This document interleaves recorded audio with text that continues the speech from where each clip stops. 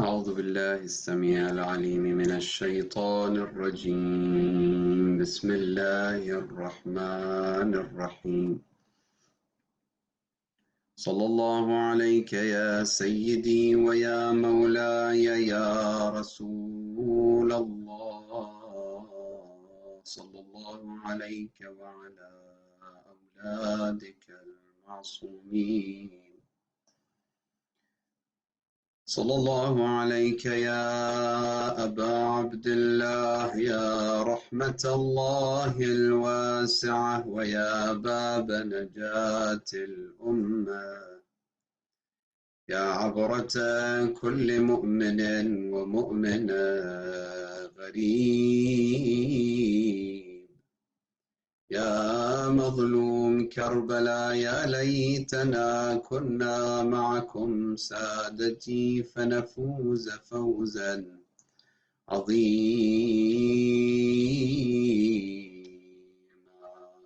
إنا لله وإنا إليه راجعون.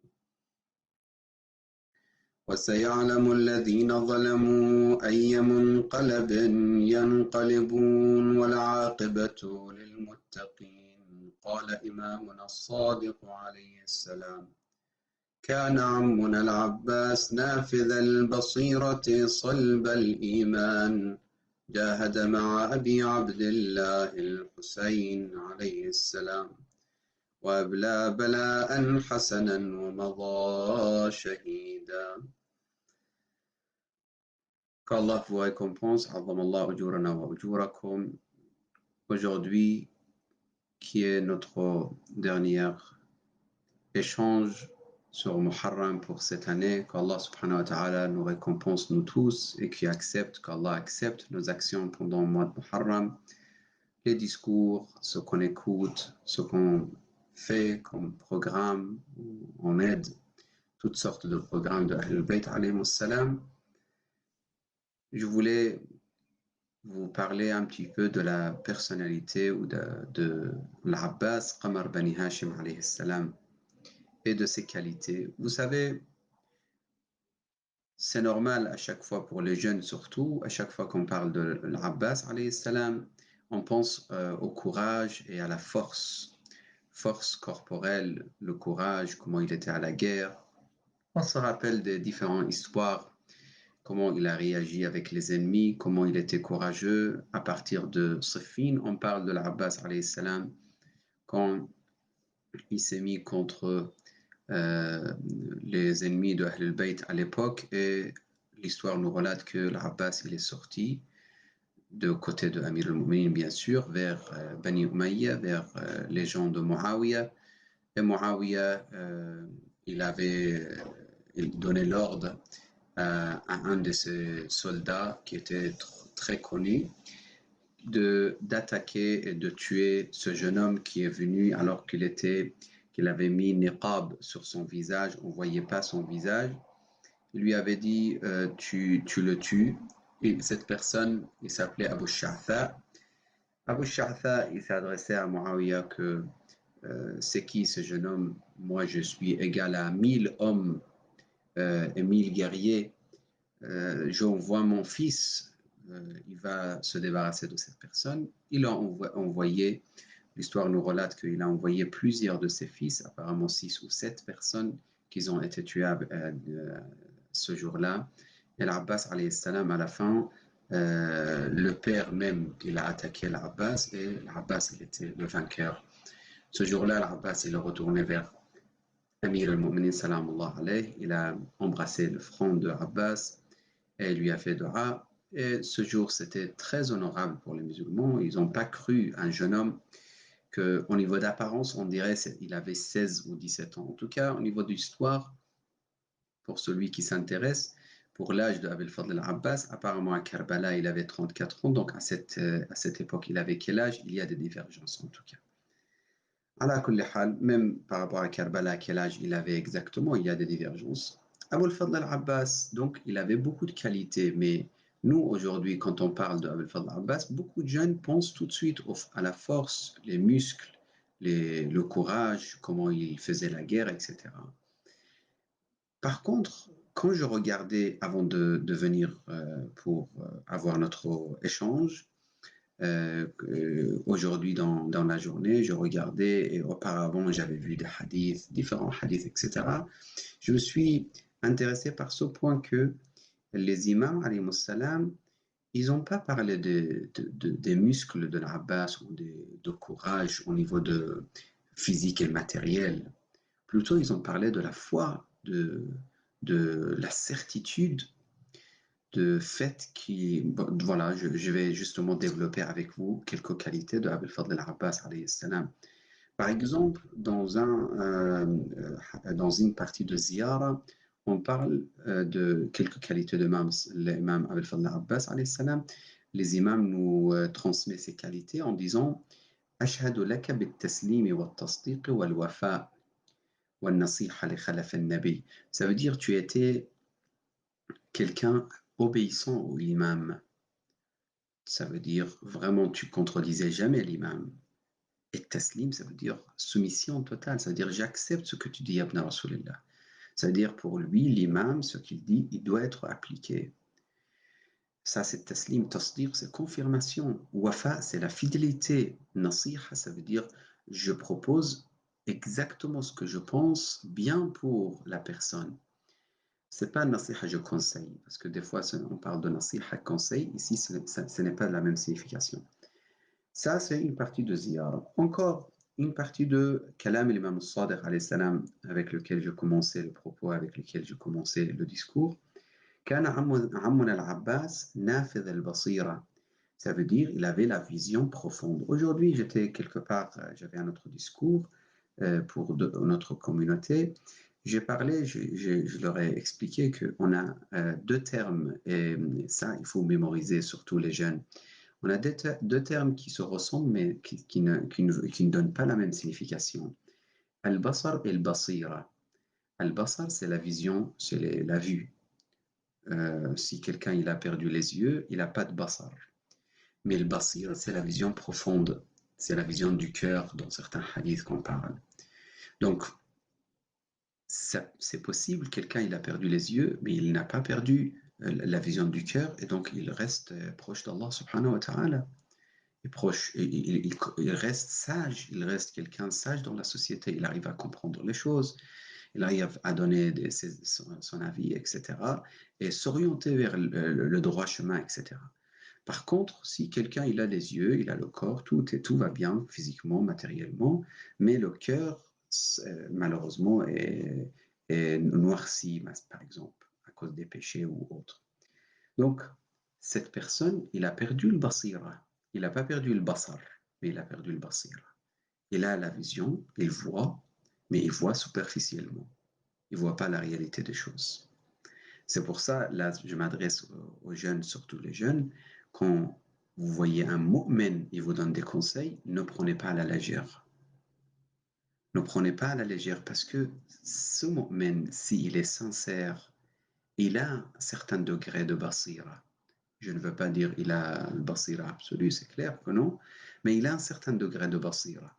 S'il a un certain degré de basira, ça mérite de faire attention à ce qu'il donne comme conseil et de prendre en considération.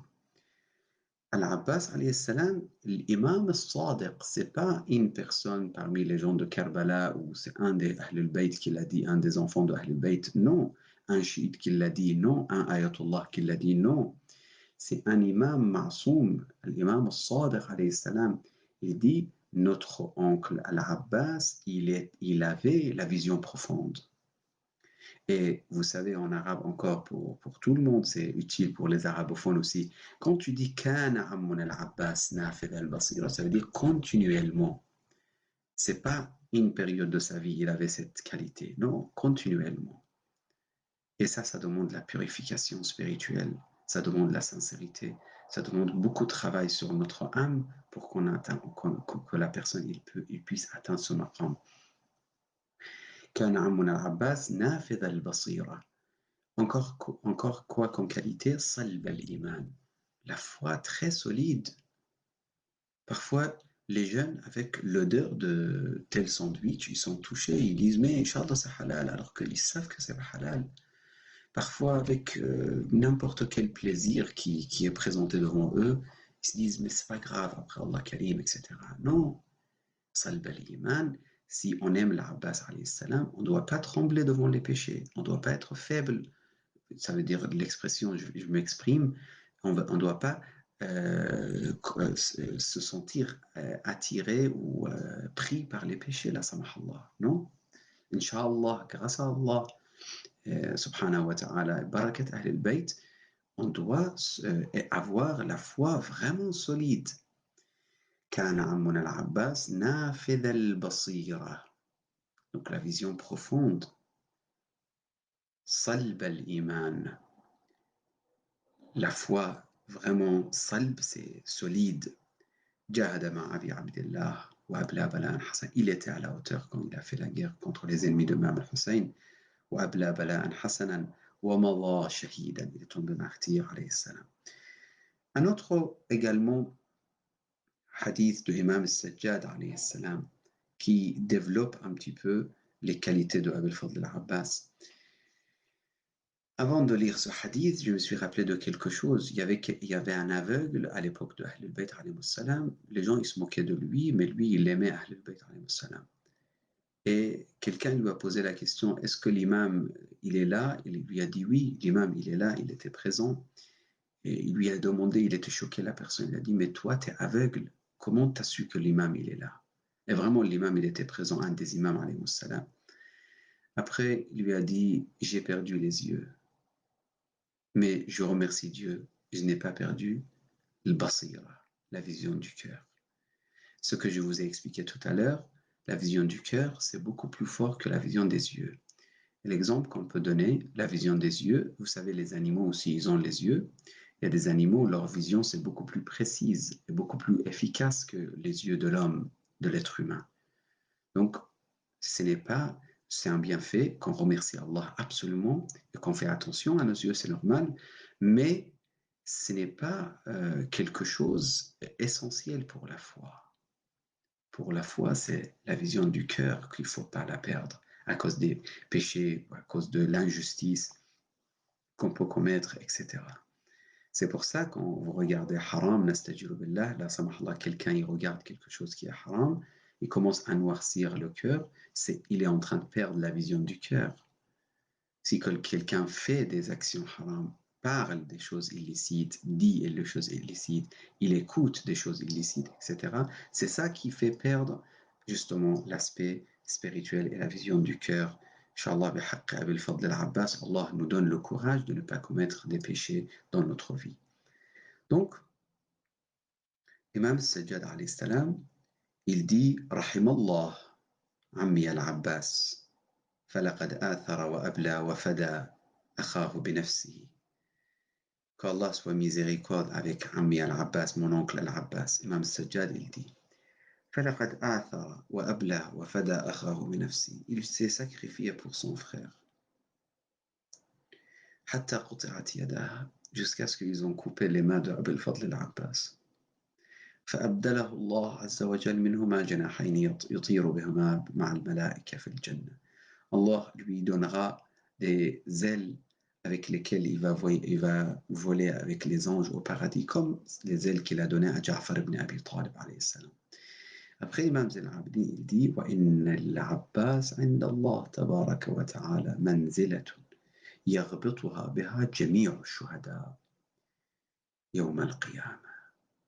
Il dit l'Abbas alayhi salam, il a un statut, maqam, manzila, que tous les martyrs vont espérer, vont dire on aurait aimé avoir sa place ou atteindre sa spiritualité parmi les martyrs. Les martyrs vont dire on aurait aimé avoir le maqam de Abu al-Fadl al-Abbas alayhi salam.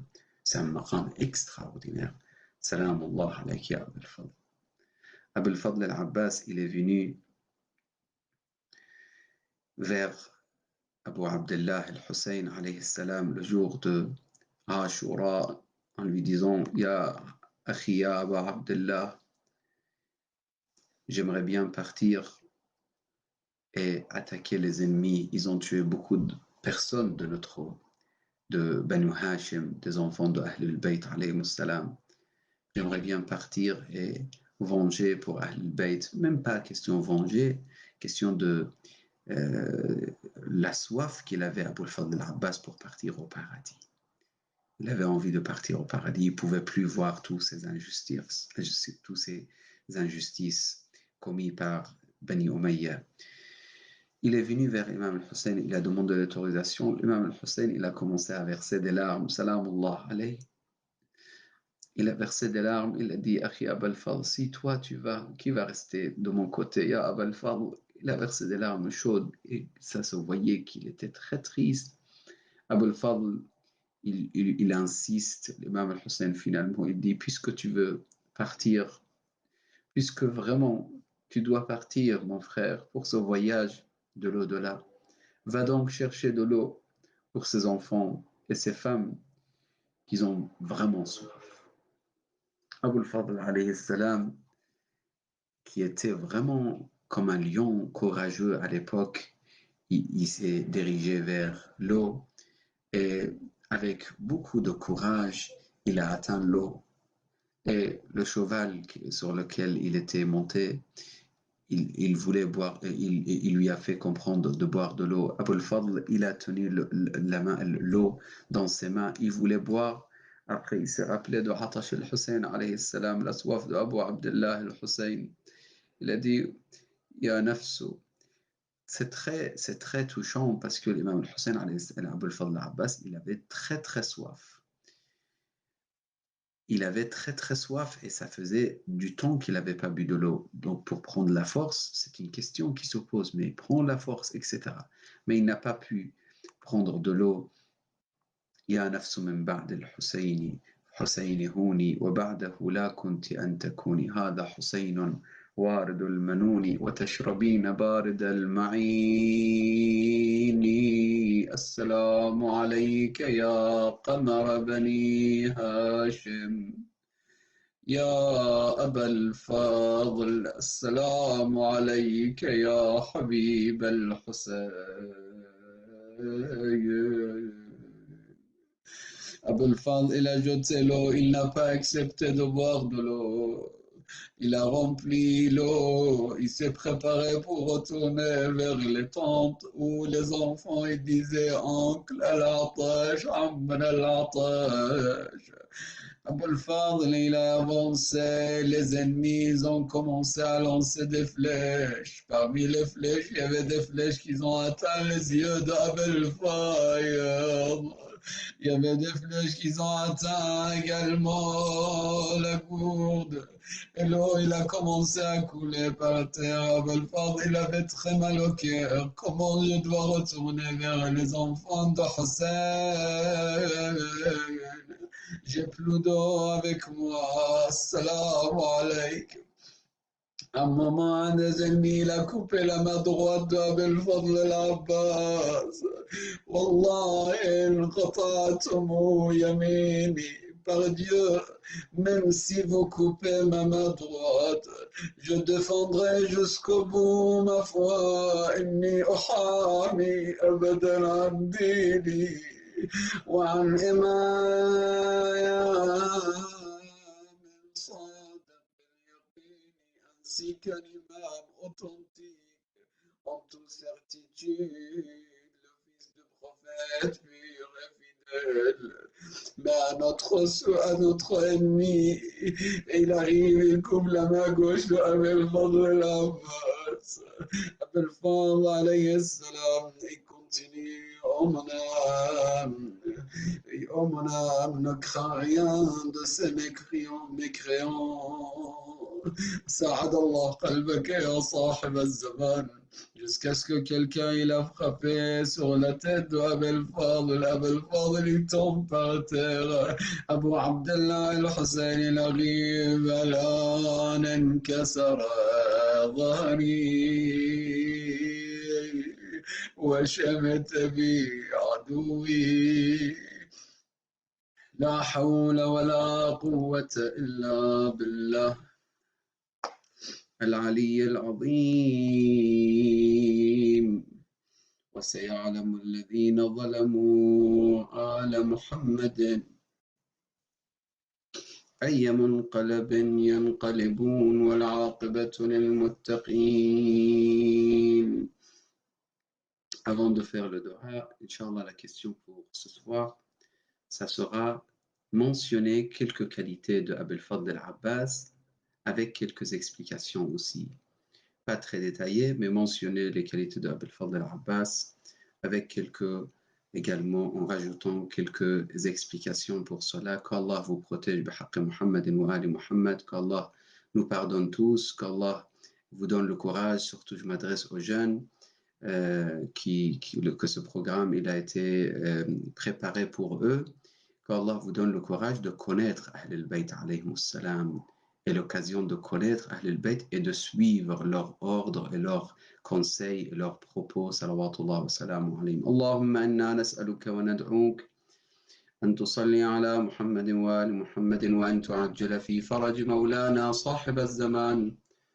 اللهم وفقنا لمراضيك جنبنا معاصيك تقبل منا هذا القليل بأحسن القبول عجل لوليك الفرج اجعلنا من خير أنصاره وعوانه اشف كل مريض رد كل غريب فك كل أسير أصلح كل فاسد من أمور المسلمين تقبل اللهم منا هذا القليل بأحسن القبول